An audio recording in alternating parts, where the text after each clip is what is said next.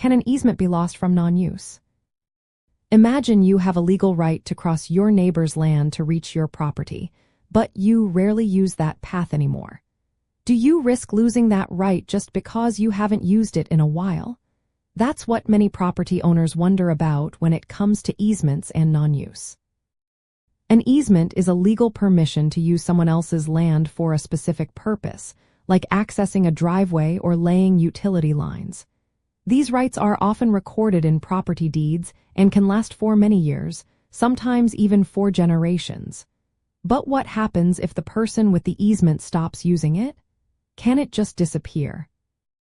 The truth is, not all easements are lost simply because they are not used. If you have a written easement, often called an easement by grant or deed, not using it for a few years usually does not end the right. Courts generally requiring more than just non-use to terminate an easement. However, if the non-use continues for a very long time, say 20 years or more, it might create a legal assumption that the easement has been abandoned. This does not automatically mean the easement is gone, but it can be used as evidence that the owner intended to give up that right. For example, if someone removes a gate or fence that was part of the easement or makes a statement indicating they no longer want the right, that can support an abandonment claim. A common mistake is thinking that if you do not use an easement for a while, it automatically ends. That is not true in most cases. Another mistake is not keeping records or not acting when someone blocks your access. If you ignore interference with your easement for many years, it could be seen as abandonment. To avoid losing your easement rights, it is best to use the easement regularly if possible. If you cannot use it, keep records showing you still claim the right. If someone blocks your access, act quickly and take legal steps if needed. If you no longer need the easement, you can also formally release it in writing to prevent future disputes.